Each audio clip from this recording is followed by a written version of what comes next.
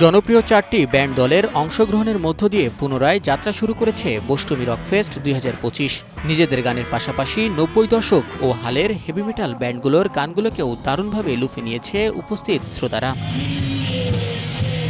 শুক্রবার পূর্বাচলে অনুষ্ঠিত হয় বোস্টমি রক ফেস্ট ২০২৫-এর প্রথম কনসার্ট। গেল বছর একাধিক কনসার্টের আয়োজন করে দেশব্যাপী আলোচনায় ছিল বোস্টমি রক ফেস্ট। রকফেস্টের শুরুতেই মঞ্চে আসেন নারীবাদী ও নিগোষ্ঠীর প্রতিনিধিত্বকারী দল এফ মাইনর।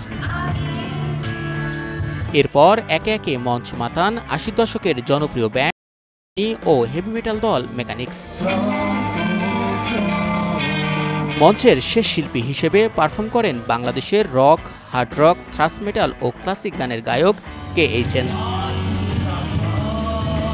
কনসার্ট শেষে নিজেদের ভাবনার কথা জানান ব্যান্ড দলের সদস্য ও আয়োজকেরা। আজকে আমাদের এটা বোস্টমি ৩ নম্বর আসর হয়ে গেল।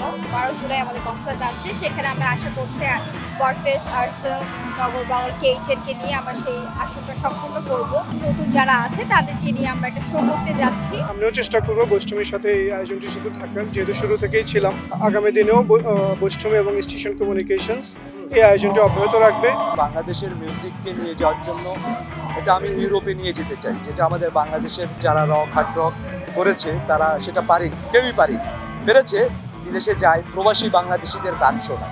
আমি সেটা চাচ্ছি না। আমি চাচ্ছি যে বাংলাদেশকে প্রতিনিধিত্ব করতে ইউরোপ, আমেরিকাতে সব জায়গাতেই আমি কাজ করতে চাই এবং বিদেশি শ্রোতাদের সামনে আমি হাজির হতে চাই। আমরা সবাই মিলে কিন্তু আসলে অ্যাজ এ টিম কাজ করে এই শোটাকে আজকে আমরা সাকসেসফুল করার জন্য কাজ করছি। এই ধরনের ইভেন্টে প্রথম বাজালাম, ফর দ্য ফার্স্ট টাইম আমরা কাজ করলাম।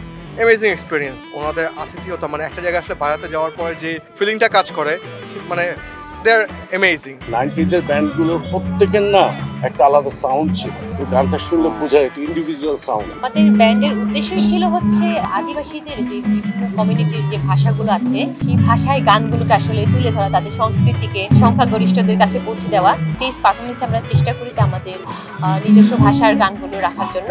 বোস্টমি রকফেস্টের পরের শো ১২ জুলাই। রকফেস্টের ইভেন্ট অংশীদার হিসেবে ছিল স্টেশন কমিউনিকেশন। বোস্টমি রকফেস্টের এমন পথ চলায় যে উচ্ছ্বসিত রক শ্রোতারা তা বলাই বাহুল্য। শাহিন শুভ, নিউজ 24।